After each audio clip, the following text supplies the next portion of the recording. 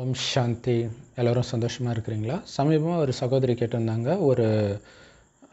ஒருத்தர் மேலே அவங்களுக்கு உயிருக்குயிரான அன்பம், அவ்வளோ பிடிக்குமா, அவங்க இறந்தால் நம்ம வாழவே கூடாது அப்படின்னு நினச்சவங்க போக போக அவங்களுடைய பழக்கத்தை எல்லாம் பார்த்த பிறகு அவங்கள பார்க்கக்கூட பிடிக்கல, அவங்க பார்த்தாலே கசப்பாக இருக்குது, வெறுப்பாக இருக்குது அப்படின்னு சொல்கிறாங்க.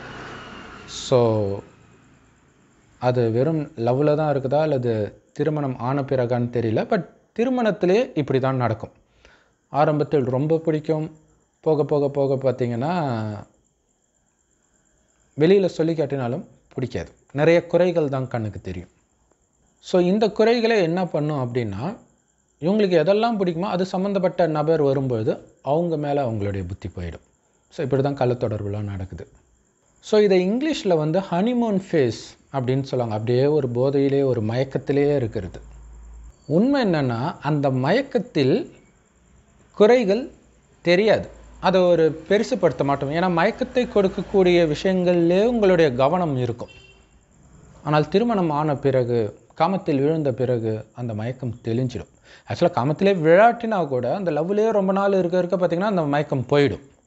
ஸோ அந்த காரணத்தில் தான் லவ் பண்ணும்போதே துரோகம் பண்ணிவிட்டு இன்னொரு பொண்ணு பின்னாடி போயிட்டான், இன்னொரு பையன் பின்னாடி போயிட்டான்றதெல்லாம் இதனால தான் நடக்குது. உண்மையில் நம்ம அனுபவிக்கிற அந்த போதைக்கு காரணம் இன்னொரு நபர் கிடையாது. நம்ம யாரை பார்த்து மயங்குறோமோ அவங்க கிடையவே கிடையாது. அந்த மயக்கத்தை நாம் சின்ன வயசுலேருந்து உருவாக்கிக்கிறோம். சினிமா பாட்டை கேட்டு, படங்களை பார்த்து, காமம் சார்ந்த விஷயம், காதல் சார்ந்த விஷயத்தை உள்ளே போட்டு இது இல்லாமல் முன்ஜென்மத்திலிருந்தே வேறு வருது அது. ஸோ இதெல்லாம் சேர்ந்து ஒரு விதமான மயக்கத்தில் அழைச்சிட்டு போயிட்டு, அந்த மயக்கத்தை தூண்டக்கூடிய விஷயமாக வெளியில் பாட்டு கேட்டால் அதை நோக்கி போகிற மாதிரி ஒரு பெண்ணையோ ஆணையோ பார்த்தாலும் அதை நோக்கி போயிடுறோம். ஸோ அப்படி நம்ம மனசுக்குள்ளே இந்த விஷத்தை ஏற்றியதுனால அந்த ஒரு போதை இருக்குது ஒரு உறவின் ஆரம்பத்தில். ஆனால் கொஞ்ச நேரத்துக்கு பிறகு கண்டிப்பாக அந்த போதை போயிடும். உலக அழகியே கல்யாணம் பண்ணியிருந்தாலும் சரி, அல்லது மிஸ்டர் வேர்ல்டே கல்யாணம் பண்ணியிருந்தாலும் சரி, சில நாட்களிலே அந்த போதை போயிடும். ஆனால் அந்த நபர்கிட்ட மட்டும்தான் போதை போகுமே தவிர, அந்த போதை அவங்களுக்கு இருக்கும். அந்த போதை மற்றவர்களை பார்த்தால் வர ஆரம்பிக்கும். ஸோ இங்கே பிரச்சனை இந்த ஹனிமூன் ஃபேஸ், அந்த போதையை நீட்டிக்கணும் அப்படின்னு நினைக்கிறது கிடையாது. அப்படின்னு எல்லாரும் நினச்சிக்கிறாங்க. அது எப்படி கடைசி வரைக்கும் அந்த சந்தோஷமாகவே இருக்கிறது, அப்போ நம்ம ஊரெல்லாம் சுற்றி காட்டலாம், டைம் ஸ்பெண்ட் பண்ணலாம், எது பண்ணாலும் அங்கே போர் அடிச்சிடும், அவ்வளோதான். ஸோ கொஞ்ச நாள் கழித்து திருமணத்திற்கு பிறகு எப்படி இருக்கும் அப்படின்னா, அந்த செக்ஷுவல் அட்ராக்ஷன் இல்லாமல் இருக்கிறது மட்டும் கிடையாது, ஒரு ஆப்போசிட் செக்ஸோடு நம்ம இருக்கிறோன்ற உணர்வே இருக்காது. சேம் செக்ஸ் இல்லை, ஒரு பையன் இன்னொரு பையன், ஒரு ஃப்ரெண்ட் ஒன்றா இருக்கிற மாதிரி தான் இருக்குமே தவிர ஒரு பொண்ணு கூட இருக்கிறன்ற உணர்வு கூட இருக்காது. ஸோ அதற்கு பிறகும் அவங்க காமத்தில் ஈடுபடுறாங்க அப்படின்னா அதுக்கு ஒரே காரணம், காமத்தை தூண்டக்கூடிய விஷயத்தை அவங்க டிவி மூலமாக, சினிமா மூலமாக ஏற்றிக்கிட்டு அந்த இமேஜை மனதில் வைத்து கொண்டு தான் அவங்க காமத்தில் ஈடுபடுறாங்களே தவிர அந்த கணவன் அல்லது மனைவியை நினைத்து அவங்க காமத்தில் ஈடுபடுவது கிடையாது. உண்மையிலே காமம் ஒரு நல்ல திருமண வாழ்க்கைக்கு அஸ்திவாரம் அப்படின்ட்டு இன்றைக்கி உலகம் ஃபுல்லாக போதிச்சிட்டு இருக்கிறாங்க. சயின்ஸு, ரிலேஷன்ஷிப் அட்வைஸ் கொடுக்குறவங்க, டாக்டர்ஸ் எல்லாமே. ஆனால் உண்மை அதற்கு நேர்மாறானது. திருமண உறவை அழிப்பது தான் காமமே. ஸோ அந்த காம உணர்வுக்கு எந்த அளவுக்கு அடிமையாகிறாங்களோ அந்த அளவுக்கு அவங்க கள்ளத்தொடர்பை தேடி போக ஆரம்பிச்சிடுவாங்க.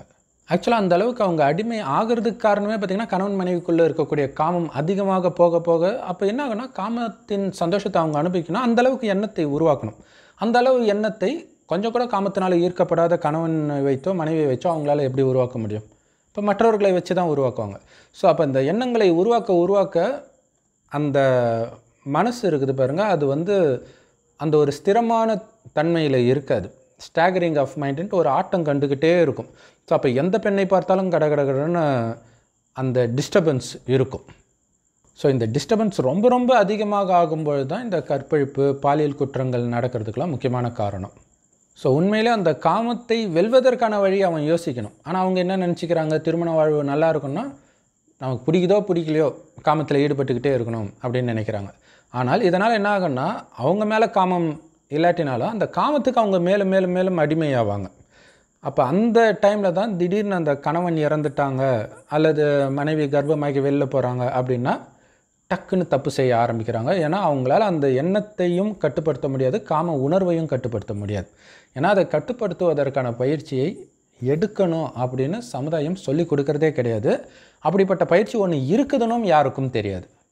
ஏன்னா ஆன்மீகத்தை போதிக்கிறவங்களே காமம் தப்பு இல்லை, மாதத்துக்கு 2 தடவை காமத்தில் ஈடுபடலான்னு சொல்லும்போது பாவம் மக்கள் என்ன தான் பண்ணுவாங்க? ஸோ குறிப்பாக இந்த சகோதரி டீட்டெயில் சொல்லாட்டினா கூட அவனுடைய பழக்க வழக்கம் பார்க்கும்போது எனக்கு வெறுப்பாக வருது அப்படின்னு சொல்கிறாங்க. ஸோ அந்த பழக்க வழக்கம் கண்டிப்பாக காமம் சார்ந்த ஏதோ தான் இருக்கும் அப்படின்னு தான் நான் மேக்ஸிமம் அது அப்படி தான் இருக்கும். ஸோ இது பெரும்பாலும் எப்படி நடக்கும் அப்படின்னா, முதல்ல அந்த ஒரு தைரியம் ஒரு பொண்ணுக்கிட்ட பேசுகிறாங்க அல்லது ஒரு பையன்கிட்ட பேசுகிறாங்க அப்படின்போது அப்போ அவங்கள ரொம்ப பிடிக்கும். இப்போ சப்போஸ் அந்த பையனுக்கு அப்படி பேசுகிறாங்க, அந்த மாதிரி இந்த சகோதரி கூட ஒரு உறவு வருது அப்படின்னா கொஞ்சம் கொஞ்சமாக அவனுக்கு கான்ஃபிடென்ஸ் ஆகும். கான்ஃபிடென்ஸ் வர வர எல்லா பொண்ணுங்கக்கிட்டையும் பேச ஆரம்பிப்பான். அந்த பெண்ணை விட அழகான பெண்கள்லாம் இவங்ககிட்ட பேச ஆரம்பிக்கும் பொழுது அவனை அறியாமல் நம்ம ரொம்ப ஒர்த்தானவங்க, நம்ம அவசரப்பட்டு இந்த பொண்ணை செலக்ட் பண்ணிட்டோம் அப்படிங்கிற எண்ணம் வர ஆரம்பிச்சிடும். ஸோ அதனால் மற்றவர்கள்கிட்ட அவன் நெருங்கி பழக அது மட்டும் இல்லை, அந்த பெண்ணை கொஞ்சம் அப்படி நக்கலாக ஒரு மரியாதை, அந்த பெண்ணுக்குரிய மரியாதை கொடுக்க மாட்டான். அந்த ஒரு போதையில் அப்படி பண்ணுறது. ஸோ அப்போ அந்த பெண்ணுக்கு கடுப்பாயிடும். சில பெண்கள் வாயை திறந்தே சொல்கிறாங்க, என்னன்னே தெரியல, எனக்கு முதல்ல ஒன்று அப்படி பிடிக்கும், இப்போ எனக்கு ஒன்று சுத்தமாரும் பிடிக்கல அப்படின்னு சொல்லுவாங்க. அப்படி தான் இந்த சகோதரி சொல்கிறாங்க. ஸோ இனக்கவர்ச்சியை வைத்து வாழ்க்கை துணையை தேடினா இந்த பாதிப்பு கண்டிப்பாக நடக்கும். அதனால தான் இந்தியாவில் அப்பா அம்மா பார்த்து வரன் பார்த்து திருமணம் முடிக்கிற பழக்கம் இருந்தது, இப்போவுமே இருக்க தான் செய்யுது. ஸோ என் அப்பா அம்மா பார்த்து எந்த பொண்ணை கட்டி வைத்தாலும் நான் கண்ணை மூடிட்டு கட்டிக்குவேன் அப்படின்னு சொல்கிற பசங்க இப்போவும் இருக்கிறாங்க. அதேமாரி சொல்கிற பொண்ணுங்களும் இப்போவும் இருக்கிறாங்க. கூடவே இந்த அந்த ஈர்ப்பு எந்த அளவுக்கு மனிதனை மாற்றும் அப்படிங்கிற விஷயமும் அவங்க தெரிஞ்சுக்கிட்டாங்க அப்படின்னா, அந்த காமத்தை அந்த திருமணத்திலேருந்தே அவங்க ஒத்தி வச்சுட்டாங்கன்னா அவங்க ரொம்ப அற்புதமான நண்பர்களாக இருப்பாங்க. ஏன்னா திருமணன்றது ஒரு நட்பு தான் இல்லையா? ஏன்னா வாழ்க்கை ஃபுல்லாக வாழ்வதற்கு கூட ஒருத்தர் தேவைப்படுறாங்க. ஸோ அது ஒரு பெஸ்ட் ஃப்ரெண்டாக இருந்தால் அது நல்லாயிருக்கும். அந்த ஃப்ரெண்ட்ஷிப்பை கெடுக்கிறதே இந்த காமம் தான். அது தூக்கி கடைசிட்டாலே ஒரு நல்ல நண்பர்களாக அவங்க பயணிக்க முடியும். ஸோ அதுக்கு அவங்க முயற்சி பண்ணணும். ஸோ அதற்கான முயற்சி ஏற்கனவே இந்த சமுதாயம் சின்ன வயசுலேயே காமன்ற விஷயத்தை உள்ளே போட்டுடுச்சு எல்லாருக்கும், ஆணுக்கும் பெண்ணுக்கும். ஸோ அதிலேருந்து வெளியில் வரணும் அப்படின்னா அதுக்கு ஒரே வழி தான் இருக்குது. நீங்கள் உடம்புன்னு நினைக்கிற வரைக்கும் காம உணர்வு இருந்துக்கிட்டே தான் இருக்கும். நீங்கள் உடல் கிடையாது, அதை இயக்கக்கூடிய ஆத்மா, பூர்வமத்தில் நட்சத்திரம் மாதிரி ஜொலிக்கிறான் அப்படின்னு புரிஞ்சுக்கோங்கன்ற. அடுத்தது, ஆத்மாவின் தந்தை சிவபரமாத்மா செம்பன் நிறமான ஒளி உலகத்தில் நட்சத்திரம் மாதிரி இருக்கார். அவரை நினைக்கணும்.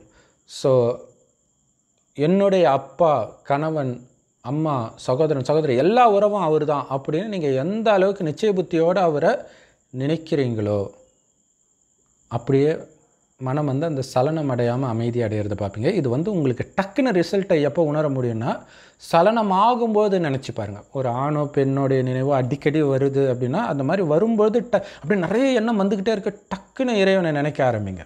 ஸோ அதை நினைக்கிறது இறைவனை ஒளிப்புள்ளியாக நினைக்கணும், செவ்வானத்தில் நட்சத்திரம் மாதிரி. அது நீங்கள் கூகுளில் பிரம்மகுமாரிஸ் பிரம்ம பாபா அப்படின்னு நீங்கள் போட்டிங்கன்னா இமேஜ் வரும். ஒரு வயதான தாத்தா உட்காந்துட்ருக்கிற மாதிரி. அவர் உடம்புல தான் சிவன் வரார். ஸோ அவருடைய உடம்புல சிவன் இருந்து கண் வழியாக பார்க்குறாரு அப்படின்னா கண்ணை கூட பார்க்காம கண்ணுக்கு நடுவில் அந்த புருவ மத்தியை, அங்கே தானே கடவுள் இருப்பார். ஆத்மாவே அங்கே தான் இருக்கும், பரமாத்மா வந்தாலும் அங்கே தான் வருவார். ஸோ அங்கே நீங்கள் பார்த்துக்கிட்டே இருந்தீங்கன்னா உங்களை அறியாமல் கண்ணும் ஸ்லைட்டாக பார்க்க தான் செய்யும். அப்படியே ஒரு நிமிஷத்துக்குள்ளே கடகடகடன்னு உங்களுடைய மைண்ட் அப்படியே ஸ்டாகரிங் ஆனது, கடகடகடன்னு அப்படியே அமைதியாகிறத நீங்கள் பார்ப்பீங்க. அப்போ என்னன்னா ஆத்மாவுக்கு அந்த சக்தி வருது, மனதை கட்டுப்படுத்தக்கூடிய சக்தி. ஸோ இந்த சக்தி காமத்தை வெல்வது மட்டும் கிடையாது, காமம்தான் மிகப்பெரிய டிஸ்டர்பன்ஸ். அந்த எண்ணம் வர தான் உங்களால் வேறு எதுலேயுமே கான்சன்ட்ரேஷன் பண்ண முடியாது. ஸோ காமத்தையே நீங்கள் வென்றுட்டீங்க அப்படின்னா உங்கள் மனதின் அமைதியை கெடுக்கக்கூடிய சக்தி இந்த உலகத்தில் எதுக்குமே கிடையாது. அப்போ தானாகவே நீங்கள் எது நினைத்தாலும் குறுகிய காலத்தில் எளிதாக செய்து முடிக்க முடியும், எந்த டிஸ்டர்பன்ஸும் இல்லாமல் பண்ண முடியும். அது மட்டும் இல்லை, வாழ்க்கையில் வர பல பிரச்சனைகளையும் உங்களால் ஈஸியாக எதிர்கொள்ள முடியும். ஏன்னா இப்போ எப்படி இந்த காமம் உங்களை அறியாமல் அந்த எண்ணங்கள் அதிகமாகிறதுனால வருது. சின்ன வயசுலேருந்து நிறையா போட்டோன்னே ஒரு பெண்ணை பார்த்தாலே அது சம்மந்தப்பட்ட எண்ணம் வருது. அந்த எண்ணம் தான் அப்படியே பயங்கரமாக அழகாக இருக்கிற மாதிரிலாம் உங்களுக்கு தோணுது. இன்னும் கேட்டிங்கன்னா இப்போ ஸ்கூலில் ஒர்க் பண்ணுற இடத்துல புதுசாக ஒரு பொண்ணு வரா அப்படின்னா பயங்கர அழகாக இருக்கும். நீங்கள் ஒரு 3 நாள் 4 நாள் கழித்து பாருங்களா, உங்களுக்கே தோணும், அப்போ அவ்வளோ அழகாக தெரிஞ்சாலே அப்படின்னு தோணும். ஃபஸ்ட் நாள் சூப்பராக இருந்தவா, ஃபஸ்ட் நாள் சூப்பராக இல்லை, உங்களுடைய எண்ணம் அப்படி பண்ணி ஒரு போதை மாதிரி காட்டுது. அது கொஞ்ச நாள் கழிச்சு தானாகவே போயிடுது. இதுக்குள்ளே சில லூஸுங்க டக்குன்னு போய் லவ்னு வந்துட்டாங்கன்னா அதுக்கப்புறம் அந்த ஹனிமூன் ஃபேஸ் போயிடுது, அப்புறம் பிரச்சனை ஆகிடுது.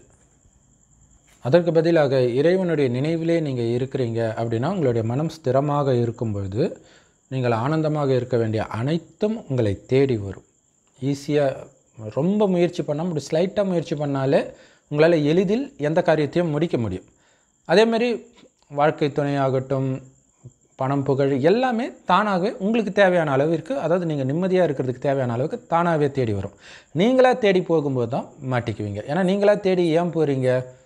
ஒரு ஈர்ப்புனால போகிறீங்க. ஸோ அந்த ஈர்ப்புனால நீங்கள் எடுக்கிற எல்லா முடிவுமே தப்பாக தான் இருக்கும்.